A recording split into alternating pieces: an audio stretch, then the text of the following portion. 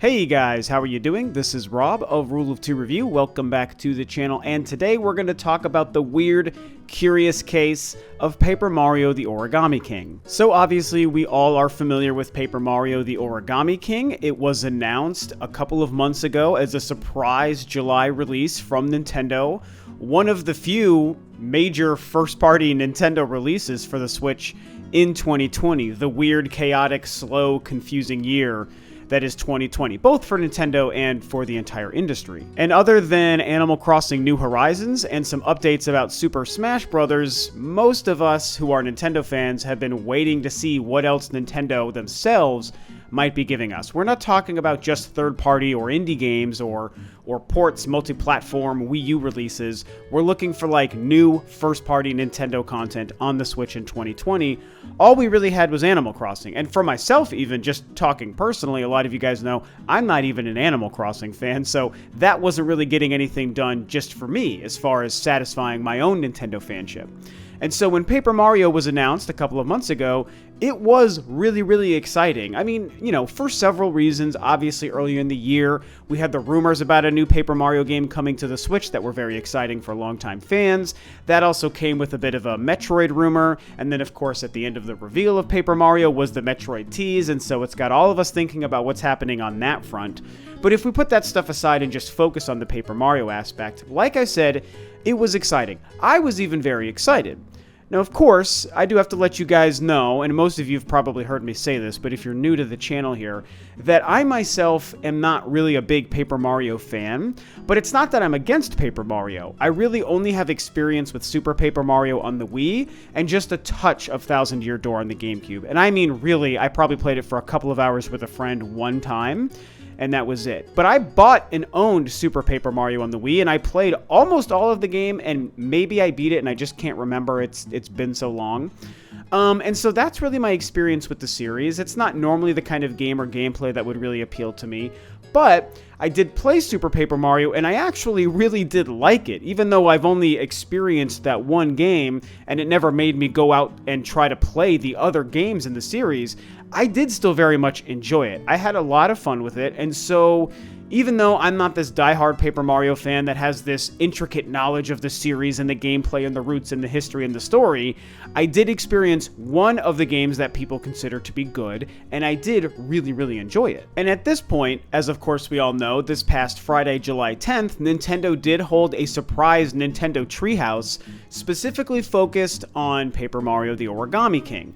And it's crazy because, you know, it's Friday, July 10th that this happens, and it's only the following Friday, July 17th, which is just a couple of days from now, that the game itself actually releases. One of the most exciting parts about Paper Mario has been the fact that it was announced only like 2 months ahead of its actual release date. And here we are, we're only days away from this game coming out. So that's one of the coolest parts about Paper Mario to me personally. The Treehouse happens, and people were excited, but also some people were nervous, and now that it's happened, people have opinions on all sides of the fence, and that's really what I want to focus on here. As somebody who's not a diehard Paper Mario fan, who, like I said, has intricate knowledge of the series and the history, and specifically the gameplay and the battle system, it's been really interesting to me to watch and hear and learn about what people who are diehard Paper Mario fans are taking away from this game. And a lot of it is definitely nerves, and a lot of it is disappointment. I mean, we're seeing people who are nervous about this game turning out to be a not good Paper Mario game, and then a lot of people who feel like they've already been to the disappointing side. They're like, you know what? I've already seen enough to know that I'm disappointed. That's how some people are treating it, including some bigger video game and YouTube personalities, Arlo, of course, being a big one. He's a huge Paper Mario fan, and he talked about it on Twitter, and I even quote tweeted and discussed it, that he is pretty much just like, I don't like this game, I'm not excited about it, I'm only going to be playing it and talking about it because I'm a YouTuber. Even as a Paper Mario fan, if I wasn't a YouTuber, I wouldn't be playing it. That's me paraphrasing, but that's essentially what he said. And coming from someone who's a diehard fan of this franchise, it's crazy to see that this new entry is proving to be so divisive. Of course, there's a couple of elements to this whole thing, though, because, as I'm sure most of you Paper Mario fans know, the series has already been divisive for its two most recent entries, right? There was the Sticker Star Saga game, or Paper Mario Sticker Star or something on the DS, or the 3DS maybe. And then, of course, there was Paper Mario Color Splash on the Wii U. These are, to my knowledge, I've been trying to research and learn and listen to people talk about Paper Mario the past couple weeks here. To my knowledge, those are the two most recent games, right? Because there's Paper Mario on the 64, Thousand Year Door on the GameCube, Super Paper Mario on the Wii. The Mario and Luigi games are like spin-offs, and then there was the Paper Mario Sticker Star, and then there was Paper Mario Color Splash. So I think those are the games. And those last two, Sticker Star and Color Splash, were just not well received by fans. I mean, I've heard that for years. Sticker Star was not a good game. People didn't like where it went. And Color Splash apparently continued a lot of the things people didn't like about Sticker Star, and then added some other new things that they didn't like also, to just basically make a really pretty game that wasn't fun and wasn't interesting to Paper Mario fans. What I've been trying to learn in my research and in hearing Paper Mario fans discuss the series the past couple of weeks is that the biggest issue is that it's moved further and further away from its RPG kind of mechanics and roots, and that the gameplay and the battle system has consistently moved further and further away from its RPG roots with every entry. And I guess people don't really like that the game started cracking jokes or having worlds designed around things being paper, like having like pencils and pens and paper and you know, here we've got origami folding and jokes about being made out of ink, or I don't know, stuff like that I guess doesn't really work for the fans or resonate with the fans. That part I find interesting because to me that seems like almost an obvious thing. One of my biggest and most fond memories of playing Super Paper Mario back in the day was how funny it was. I mean, I remember it being really hilarious, like literally laugh out loud funny in some of the parts. It was just so clever and so well written. And I mean, to be fair, I don't have a clear memory of what the jokes were or what the story or dialogue was.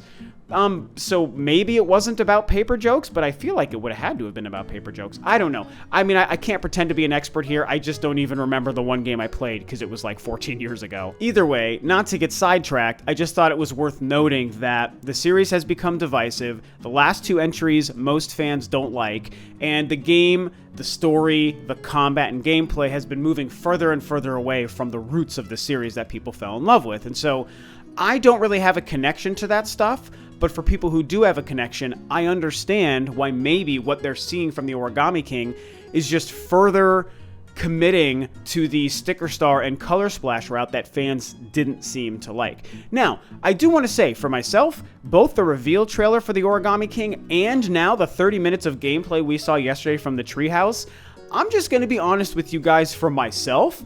I think it looks really good, okay? So I'm somebody, not a Paper Mario diehard fan, not a Paper Mario expert, so not someone's opinion on Paper Mario you should listen to, but I am someone who's like, hey, I'm starved for Nintendo games and Nintendo content in 2020. I've played nothing new from Nintendo. My fiance is loving Animal Crossing, and that is great, but I am not playing it. So for me, seeing a pretty decent looking Paper Mario game coming out is like just what I need. I know it's not going to be maybe the most amazing thing, and I get that people aren't excited about it, but when I see what they've shown, I'm into it. I'm excited. I think it looks very good. I love the visuals. I love the humor. I love everything about it. And I even do like a lot of what I've seen from the battle system, even though there are some things that I think are questionable, and I do know it's the huge point of contention for longtime fans. For me, I'm mostly seeing stuff that has me ready to play this game this coming Friday. I think if I was to dive into discussing a little bit of the gameplay that we saw from the Treehouse this week, I think that, like I said, if we go to the battle system, here's the thing. Well, let me focus this in a little bit more. Like I already said, the battle system is obviously the big point of contention, right? At least as far as I've seen. And even though I like a lot of what I saw, I feel like I can still kind of understand exactly why people don't like it. Because this game, to be fair, even though I'm excited for it, it is less RPG looking than I expected. And I would even say a little less RPG than I would prefer, which is so ironic coming from someone who A, is not a Paper Mario fan, and B, isn't even really an RPG fan. However, I kind of still would like this game specifically to have some of those RPG roots. One of the big things people have been talking about is that it seems like the game basically confirmed at this point, isn't even using experience points. The game seems completely reliant on coins as basically the material and the rewards that you're getting from battles and that you're spending throughout the world, that you're earning throughout the world, that you're using in your battles to try to give you assistance and boosts and give yourself extra time and do all this stuff. It's just all about the coins. There seems to be no real experience points, which is very weird for a series that's traditionally RPG. And there's also no like teammates or partners or party members. That's the word I was looking for. There's no party members here either, at least that we've seen. And I've also heard Paper Mario fans complain about that, by the way. So all of that stuff is definitely very strange. And like I said, yes, I would like experience points. Yes, I would like a party of like Paper, Mushroom Kingdom paper versions of these characters, like a Toad and a Luigi, and obviously not Princess Peach because the story has her turned into Origami, but in general, I would like to see that stuff, and it's a shame that it's not there. So the coins are already one weird aspect to the game and to the combat, and then you get to the combat itself where it's all based on going to like a battle arena that's like a circular battle arena with a bunch of toads watching you from the stands. I kind of do like that. I think that in general, the premise is certainly neat and interesting. I hope that the battle arenas change constantly throughout the game and based on the different worlds that you're in and the backgrounds and stuff. And I think it's interesting that the toads, which you can use the coins to pay to assist you in the battle, their ability to be effective in battle will change based on how many toads you find throughout the world, so you get more toads in the stand watching you, so you have more opportunities for assistance from them. And it's an interesting cycle that, combines searching and discovering in the actual overworld with how it affects you in the actual gameplay arena, and I think that's kind of neat. But the whole battle system being reliant on this circular puzzle arena where you have to like spin the arena around and kind of solve a puzzle in the matter of like 30 seconds to line up enemies in such a way to give yourself a damage boost, and then you just attack. I mean, I don't know. In so many ways, I think it's certainly very cool and fun and interesting looking, and like I'm okay with it. But in other ways, it's also weirdly simple and very strange, and also seems time consuming. It almost seems like time wasting, not even time consuming. It's a little bit of time wasting, I feel, for a battle system. So I'm mixed on it. We even see the boss battle at the end here that's like this collection of colored pencils, which I think looks very fun, okay? I actually really loved the boss battle and the way that used the spinning arena and the arrow paths that you have to create to get close to the boss. I don't know, maybe that doesn't jive with most Paper Mario fans, but that to me looked like the most fun thing in the entire demo that we saw. So I do want to put that out there. As far as the regular battles, like, oh, here's a couple of Goombas that I'm going to fight. Okay, well, I guess I have to do this battle arena spinning puzzle thing before I fight them. Like I said, it feels like time wasting. Something they did confirm, which I'm glad that they confirmed, is that apparently you don't even have to solve that puzzle to engage in the battle. It just makes it easier and it gives yourself a damage boost. If you don't solve that puzzle or if you fail at it or whatever, you can still fight, you can still engage in the combat and the battles. It's just going to take you longer and you're going to be fighting enemies that are more spread out. And so it's good to know that it's not 100% reliant on solving these little circular puzzles, because that might get kind of old and kind of really boring, Something that was initially bothering me as I was watching the Treehouse is that for the first couple of battles, it seemed like the enemies didn't attack. I didn't notice this until I went back and watched it a second time. I was like, wait a minute. The battle system looks kind of cool and fun, time wasting, but also kind of fun. But also Mario is just destroying everybody. Everything just says Mario's turn, Mario's turn, Mario's turn. Why am I not seeing enemy turns? Why am I not seeing these Shy Guys like attack back? Like, what is going on? And that was really bothering me at first. I was like, hold up, this is a problem. If every battle is just about, wasting time to engage in an RPG battle menu, battle arena, fight screen kind of thing, just so that Mario can just be completely unimpeded in his destruction of the enemies, that is going to be super lame. But I think it was just a matter of, this is an early on section of the game. It's probably like the tutorial section where everything is the easiest it can be. And they probably wanted the easiest stuff to showcase in the demo so that they could kind of you know, just expedite the process of showing you the game. If they're really struggling and taking time with battles, or maybe even failing and having to redo battles, it's just a waste of time and it won't make a very interesting demo for a game. So I saw that in some of the couple of later battles at the end of the demo, the enemies were attacking, the guy playing did take some damage, and that also includes the boss fight with the colored pencils. So I do like that started to happen, because at first I was getting really worried that this game was going to be disgustingly easy throughout the whole experience, and I think that that's just not the case. So, I don't know, man. I guess if I was to just wrap this up, it's, like I said, there's a curious case. This game is in its own kind of conundrum. It's the curious conundrum case of Paper Mario, the Origami King, I would call it, because it's a game that, for me, as a not diehard Paper Mario fan, looks really fun, very charming, and I think I'm going to have a blast playing it. It's going to be like the only Nintendo game I've purchased in 2020 so far, and maybe even the only game I purchased from Nintendo all year. And so maybe that's, you know, coloring my opinion a little bit, but at the end of the day, I think it looks great, and I think it looks fun. But man, a lot of diehard fans are just not into it, and I can even personally see why. That's the thing, is I feel very comfortable telling you guys I can perceive the things that are bothering you guys about this game. And so it's just a very strange combination of, like, exciting to me, but I also see the problems.